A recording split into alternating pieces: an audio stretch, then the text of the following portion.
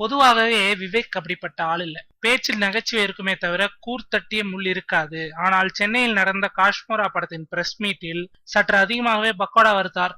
ஐயோ பாவம் நயன்தாரா, அந்த பக்கோடாவே நயன்தாரா தான்பா. காஷ்மோரா படத்தில் கார்த்தியின் அப்பாவாக நடித்திருக்கிறார் விவேக். அது மட்டுமல்ல, இத்தனை ஆண்டு கால சினிமா வாழ்வில் விவேக்குக்கு இது ஒரு முக்கியமான படம்.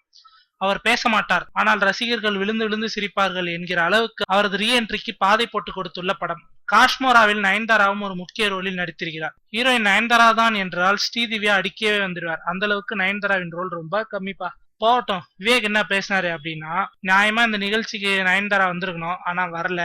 ஏன்னு கேட்ட எல்லாரும் வாயடிச்சு போற மாதிரி ஒரு பதில வச்சிருக்காங்க. அதாவது, நான் நடிச்ச படத்தின் நிகழ்ச்சியில கலந்துகிட்டா அந்த படம் சரியா போக மாட்டேங்குது என்பதுதான் அந்த பதில். அப்புறம் யார்தான் அவர் வரணும்னு நினைப்பாங்க?